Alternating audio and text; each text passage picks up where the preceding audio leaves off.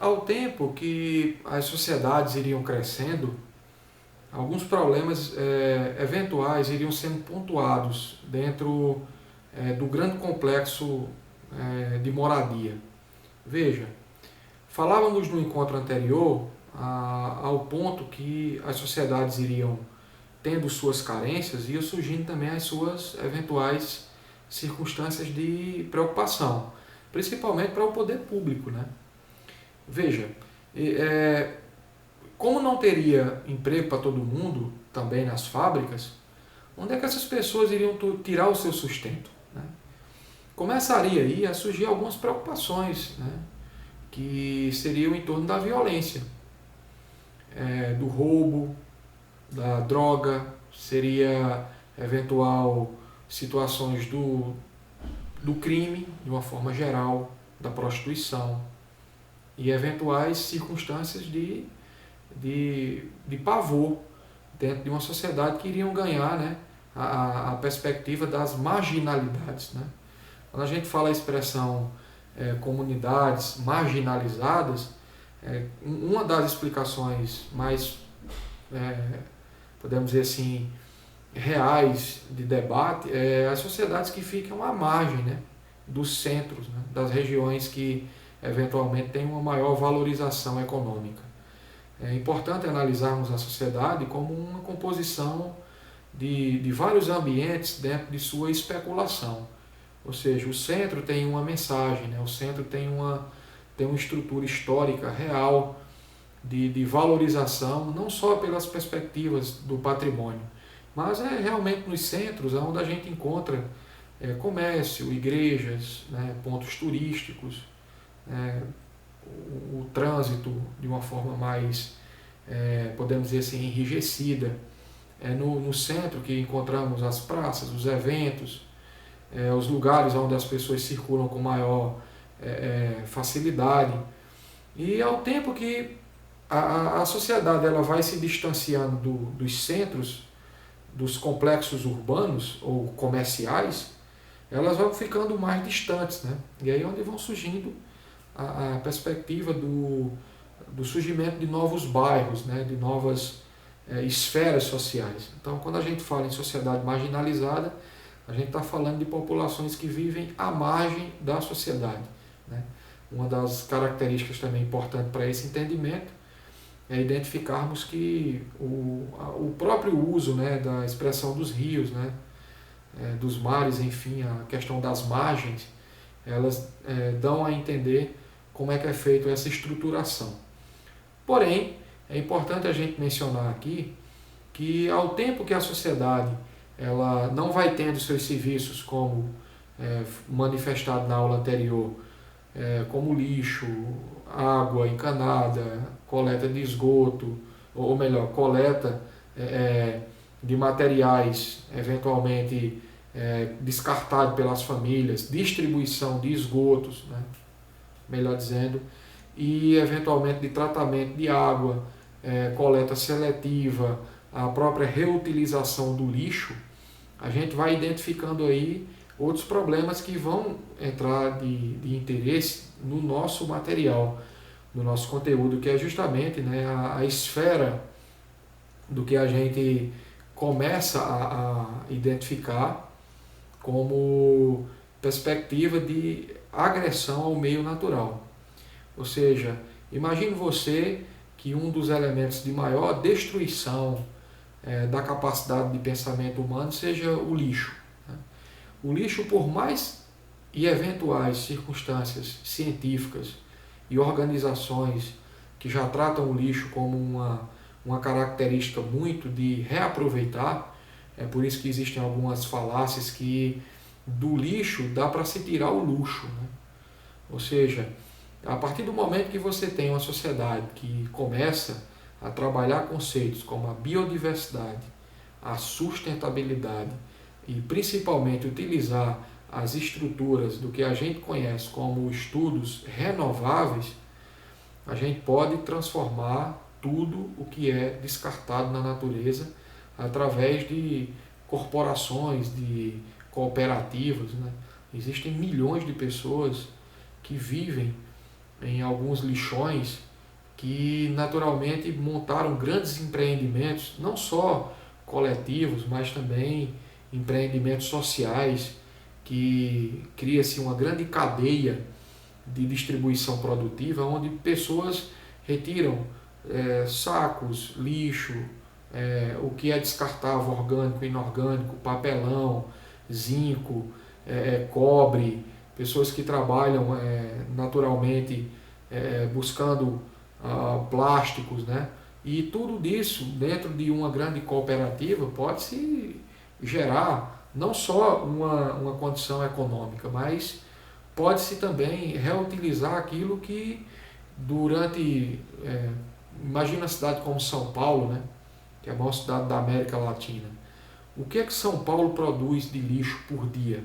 Você não tem a noção do grande complexo que há em como separar, em como eventualmente distribuir esse lixo. Agora imagine você que boa parte desse lixo, se ele não for controlado, ele for colocado em bueiros, vai dar-se o que a gente conhece por inundações, né? Deslizamentos, enfim. Ou seja, a partir do momento que o próprio fluxo das águas em circunstâncias reais do meio natural, aonde o homem, de certa forma, não tendo a sua real função social e ele não cumpra com suas obrigações, ele consiga colocar, entupir os bueiros no período chuvoso, em lugares como o Rio de Janeiro, lugares como São Paulo e outras grandes capitais que não foram projetadas, cidades maiores, vai sempre surgir aquele problema de inundações, né? Vai, de certa forma, atrapalhar o trânsito, vai invadir a casa, né? A água acumulada, vai destruir residências, pessoas perdem seus bens materiais, justamente porque não conseguiram, né, salvar em decorrência desse mau uso, né, do lixo. Então o lixo ele é uma característica produzida não só pelas indústrias, mas precisa ser descartado de maneira inteligente pelo homem. Precisa ser bem readaptado, bem reutilizado, para que o homem, de certa forma, ele não venha trazer danos maiores para aos outros homens, às populações. Mas por que não dizer também ao meio natural, né? Se você for pegar rios como o rio Tietê, que é um rio bastante conhecido, né? Ele nasce nas afluentes de Minas Gerais e ele eventualmente ele vem desaguando no seu percurso. Incrível que quando ele entra dentro de São Paulo ele começa a ser poluído, né? Encontra-se pneus, sofás, vaso sanitário, papéis, tóxicos, né? Produzidos pelas indústrias, dentre várias outras características, né? Você encontra lixo hospitalar dentro dos rios. E isso vem entrando na cidade. E agora imagine você, se esse rio não tem para onde ele se distribuir, para onde ele não tem como se canalizar, imagine um rio desse subindo a sua margem, ou seja, vai adentrar nas ruas, nas casas, trazendo danos severos, né? Até a própria saúde humana no que diz respeito, né? À conservação e eventuais circunstâncias do que a gente passa a entender de problema de saúde pública, né? Que será, né, o próximo tema do capítulo futuro que nós iremos trabalhar.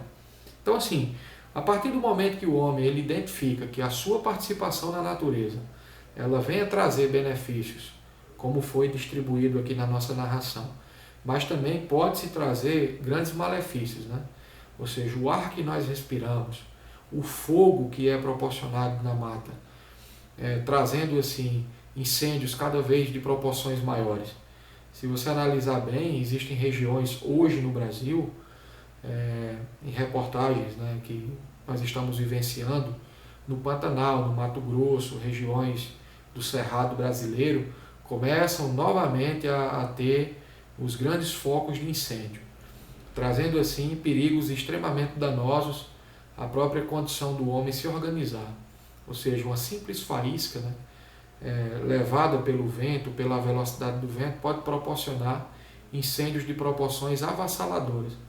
Então é importante a gente mencionar que tudo que o homem faz, por mais pensado que seja, utilizará contra si, principalmente, né, a sua própria tecnologia. O que a gente pode dizer dos agrotóxicos, né?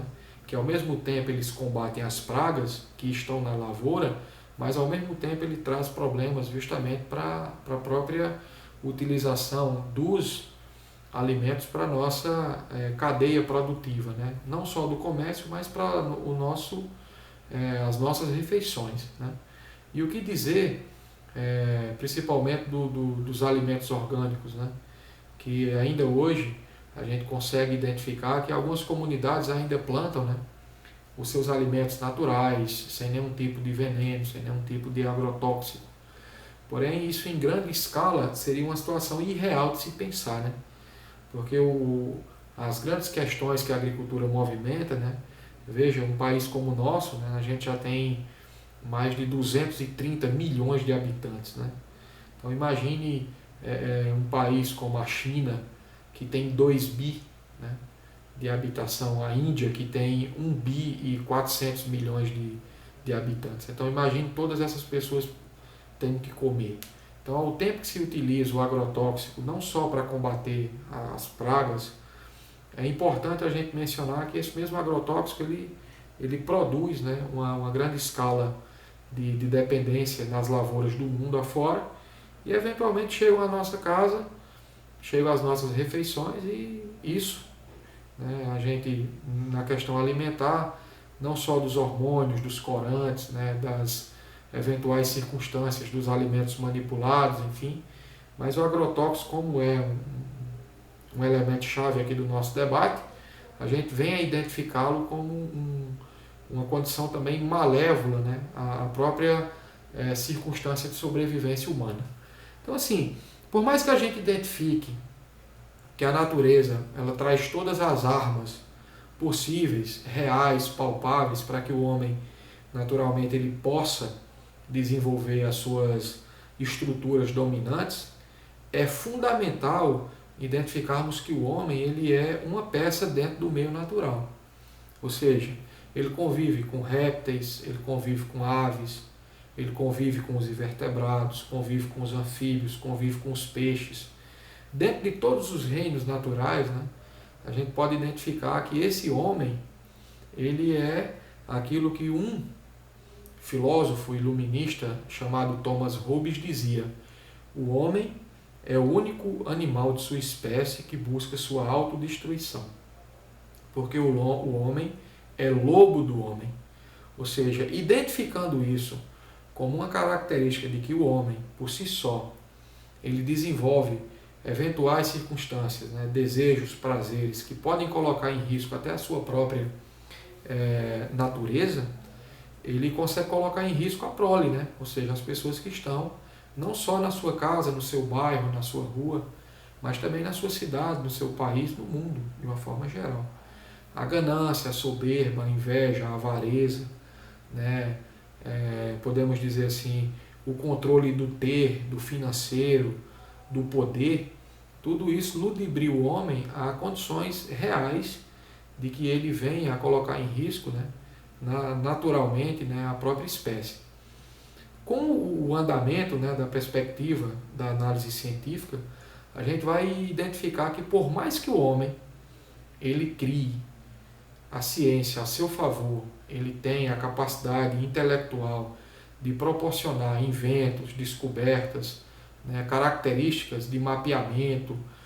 O homem tem a internet, satélites para catalogar mapas, né, distribuir sinais de localizações e posicionamentos globais. É importante a gente mencionar que por mais que o homem desenvolva, prospere, evolua, ele venha a criar circunstâncias reais de que ele traga para si algumas composições comprometedoras. Ou seja, é importante a gente mencionar que o homem como ser presente na natureza, ele precisa, além de retirar, ele precisa repor.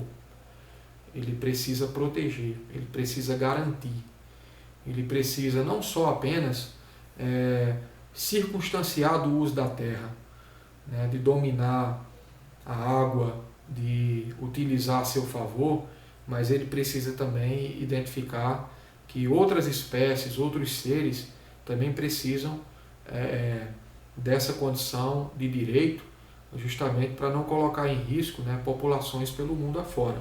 O próprio uso da terra, o próprio controle da terra, vem permitindo que o homem venha a se posicionar nos debates da ecologia.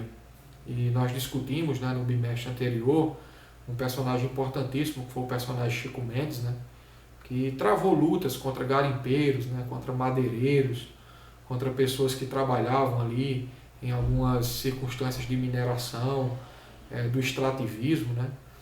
E esses movimentos, né, desde o século passado, eles vão ganhando força em várias condições políticas, em várias lutas, que venham canalizar pessoas ribeirinhas, pescadores, pessoas que trabalham utilizando a mata de maneira ecológica correta, de maneira sustentável, para tirar não só o seu sustento, mas de ganhar essa dinâmica social, não só na perspectiva econômica, mas também de não comprometer as outras espécies que por ali também habitam. Porque é importante a gente mencionar que por mais que o homem seja o elemento chave de toda a estrutura da cadeia produtiva, e ele está no topo, é importante mencionar que o homem é apenas um elemento dentro do complexo geral da natureza.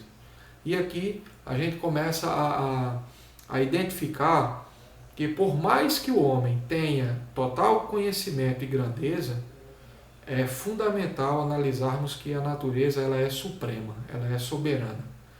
Por isso que quando acontece ondas gigantes, terremotos, furacões, tufões,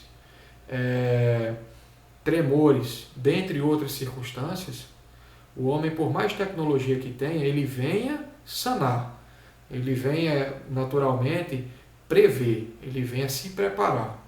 Mas a força da natureza ela é algo assustador quando ela, de certa forma, dá uma resposta à agressividade do homem para com o meio. Então, toda vez que a gente encontra algum desequilíbrio ambiental, pode ter certeza que isso foi provocado eventualmente pelo homem. Ou seja, imagine você, dentro de 50 anos, a temperatura da Terra subir mais 2 graus, mais 1 grau. Imagine aí as camadas polares derretendo e o mar adentrando nas cidades. Imagine você que o relevo, a vegetação, imagine você que o desenho das cidades passarão a ter outro sentido, né? Porque ao tempo que as águas do mar elas vão se aproximando das cidades, o relevo, a própria planta das cidades, elas vão ganhando outras condicionantes. Então, a partir daí, a gente começa a conduzir esse entendimento, que ou o homem muda suas práticas, ou o homem ele condiciona eventuais circunstâncias reais de zelo, de proteção e principalmente de domínio, ou ele naturalmente vai colocar em xeque a própria vida humana dentro de uma circunstância maior de necessidade. Imagine você, a humanidade sem a água potável para consumir. Imagine você com áreas assoreadas, com rios, de certa forma, sumindo, perdendo a sua vitalidade. Imagine aí a poluição ganhando cada vez mais repertório, ganhando cada vez mais expansividade. Imagine você, animais sendo destruídos, dando desequilíbrio à própria estrutura de vivência do homem dentro da sociedade, e isso seria um efeito extremamente danoso, principalmente, né, no que diz respeito à própria característica de entender que o homem faz parte do meio e ele não é exclusivo dentro dos seus interesses. Toda resposta humana será dada pela natureza, ou benéfica ou maléfica.